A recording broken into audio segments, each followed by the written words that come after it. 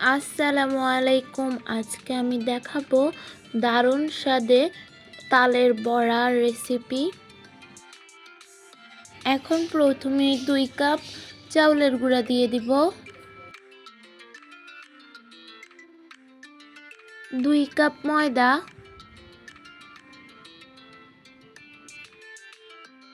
পরিমাণ মতো লবণ দিয়ে দিচ্ছি।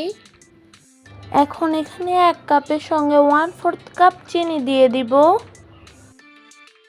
2 চামচ বেকিং পাউডার, 3 টেবিল চামচ গুঁড়া দুধ।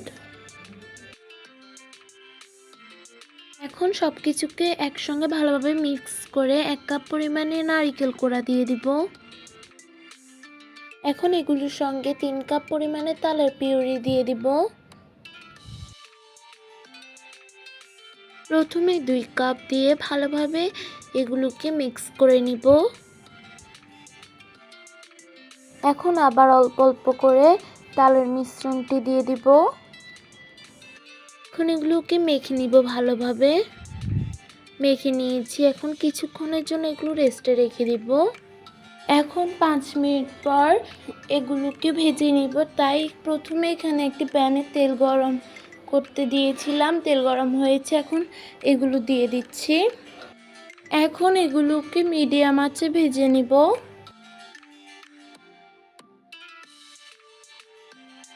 আমাদের দেওয়া ভিডিওগুলো ভালো লেগে থাকলে ইউটিউব চ্যানেলটি সাবস্ক্রাইব করে দিবেন এবং ফেসবুক পেজটি ফলো করে দিবেন, সাথে লাইক, কমেন্ট এবং শেয়ারও করবেন। এখন এগুলো সময় নিয়ে ব্রাউন কালার করে ভেজে নিয়েছি, এখন এগুলো উঠিয়ে নিব।